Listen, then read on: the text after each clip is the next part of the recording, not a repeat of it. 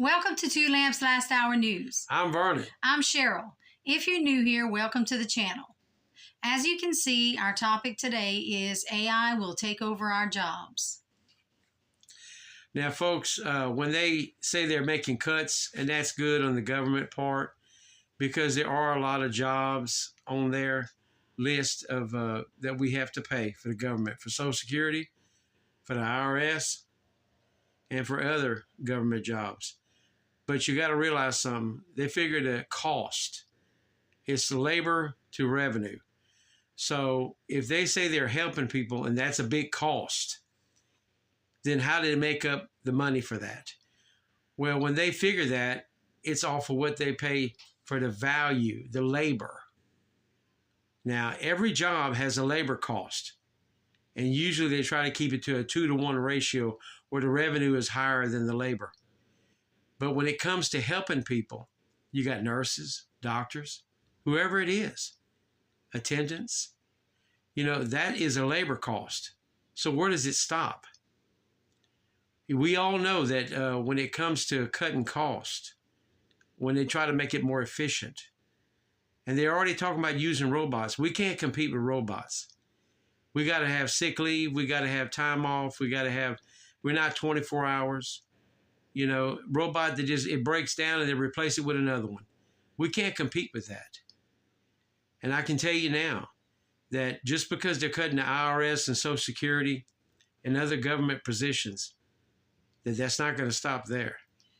Right. Because, there's a plan. Yes. Once they get the idea of the money being cut, the money is relation to what we cost. It's what we cost. And my grandfather told me years ago, he said, son, I won't see it, but he said, you'll see it. Where they say old people cost too much. They need to be get rid of. We need to get rid of the old people. They cost too much. Now, we already know the jab got rid of a bunch of people. Now, what is this going to do? We know that we can't compete with robots. They call it a different world. It sounds like a sad world to me when you can't have a job. We need to watch this. Y'all take a look at this clip. Man, that is a big crowd. And they are not here for me. How you guys doing? Nice vibe this year, right? After the best month we've ever had. Nice to see you all. Thanks for coming out. Good to see you. I'm not going to kill any more time. Let's bring out Elon Musk.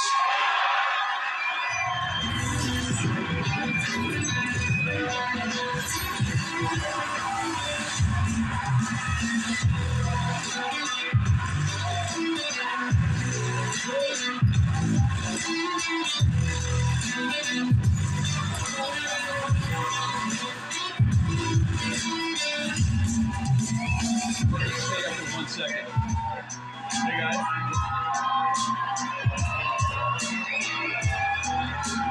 We've got one more surprise in case this wasn't enough. I'm gonna let Elon do it. Who else is here? Well, President Milei has a gift for me. Javier Milei from Argentina. You guys know who that is, right? Why don't we bring him out? Yeah.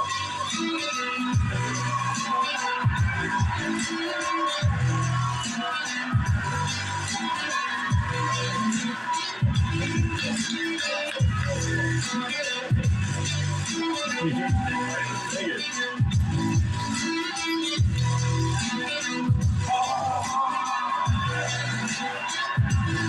This is the chainsaw for bureaucracy. Chainsaw!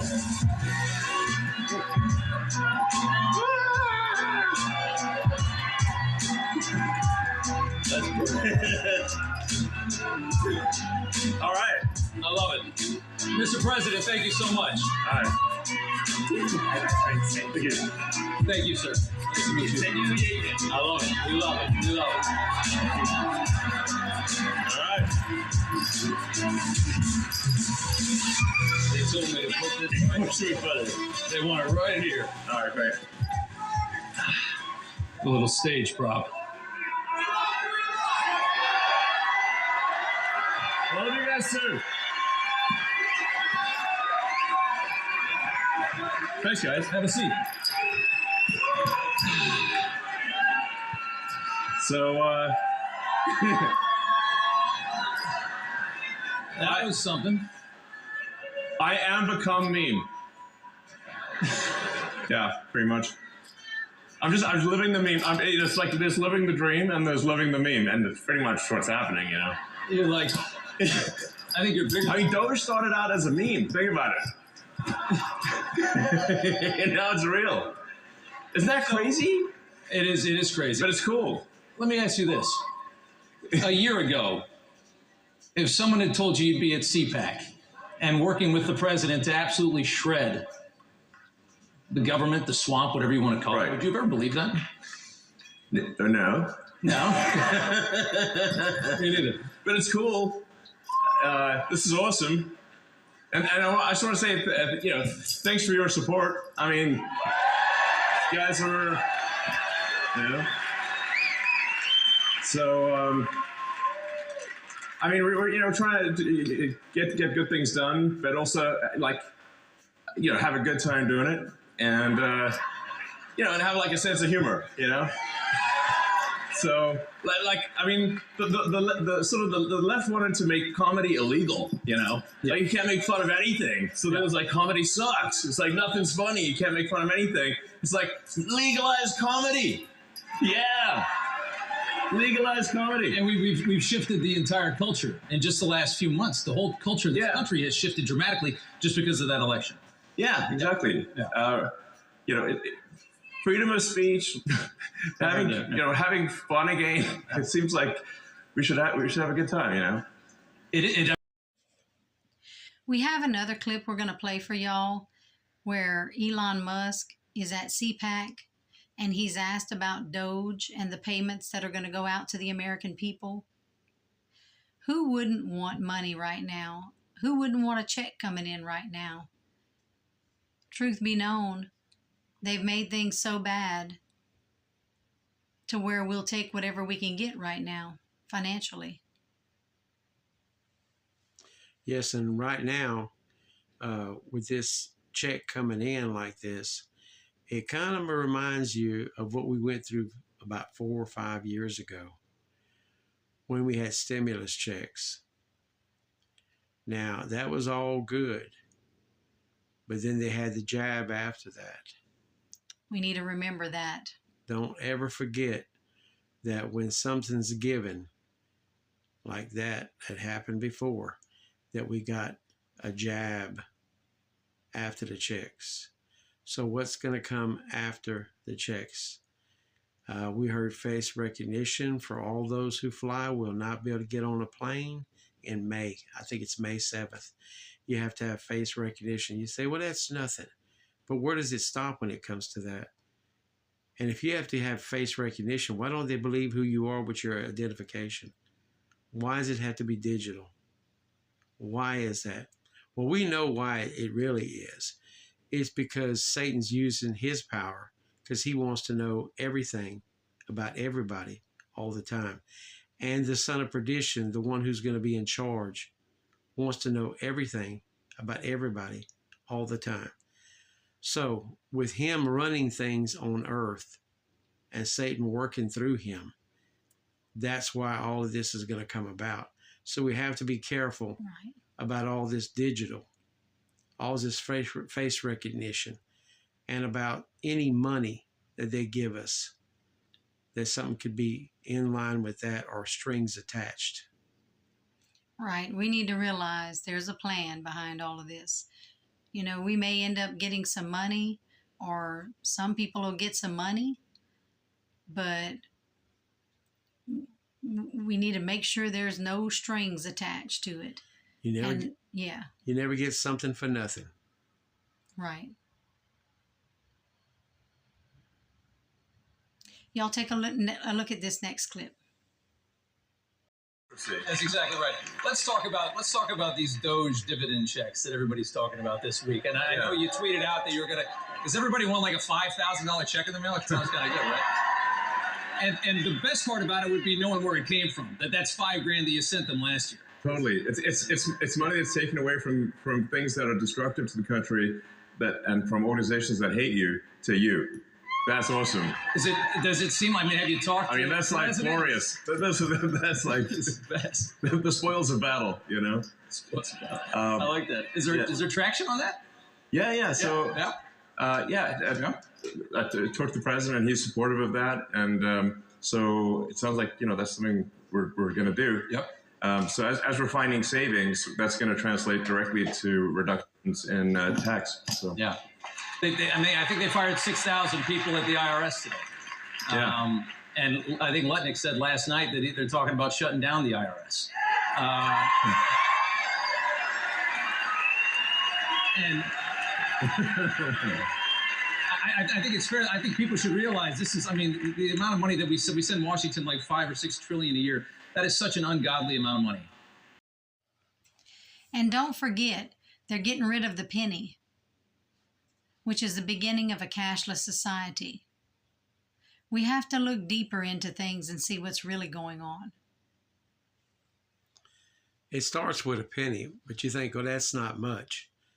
But the sovereignty of a nation starts with the money. You take away the money, you lose the sovereignty. You control the money, you control the people. You control the nation. And right now, we're being controlled by the price of food and other things, but also if you take away the money, it takes away the sovereignty, the freedom. So it starts with a penny. And right now, see, it's 4 cents for a penny, they say, 3.5 cents. But for a nickel, it's 13.8 or we're at 14 cents to make a nickel. Nickel's probably next. So we can look and see what happens. Y'all take a look at this next clip. Penny candy and penny loafers. President Trump has ordered the U.S. Treasury Secretary to stop producing pennies. The 1 cent coin costs close to 4 cents each to mint and then distribute, even though now it's made mostly of zinc. Trump's surprise order Sunday comes after decades and decades of unsuccessful efforts to pitch the penny. We've got Clay Teague. He's with. Coming up next is a clip by Nick Jones where he talks about RFK, talking about how we need a man on a white horse. Y'all take a look at this next clip. Okay. Do y'all want to see something crazy? That's the intro. Let me play this video right here. Hold on. So RFK, he was sworn in as the Secretary of Health Human Services. Now,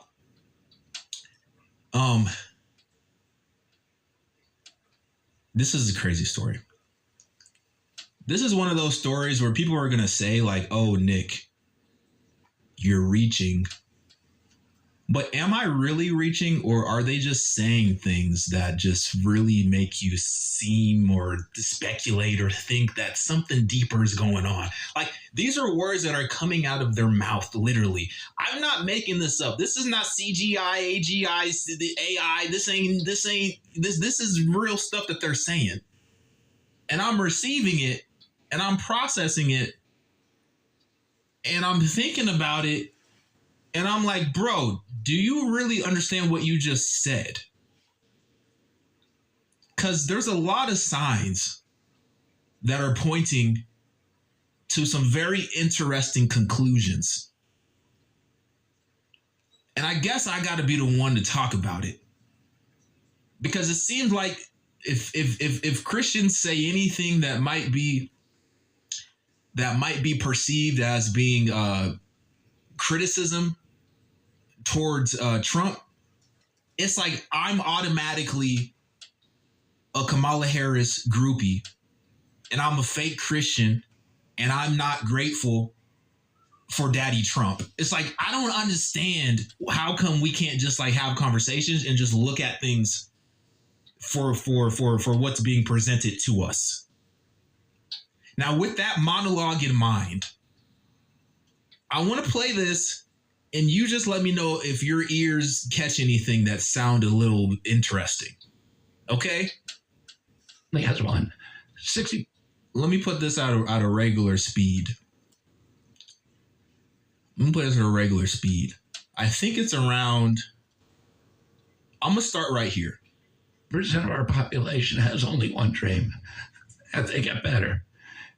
President Trump has promised that he's going to restore America's strength. But we can't be a strong nation if we have a weak citizenry. If people are sick, 60% of our people are sick, 77%, as President Trump mentioned, of our children cannot qualify for military service. And we need a man on a white horse now. We need somebody who is willing to come in and has the spine and the guts and the strength to challenge orthodoxies, to stand in the way of vested interests, and to break institutions that have turned against our democracy. President Trump has shown again and again that he is that hero. And most recently, I greatly appreciate it. I called you the day that you announced the term. Did you catch it?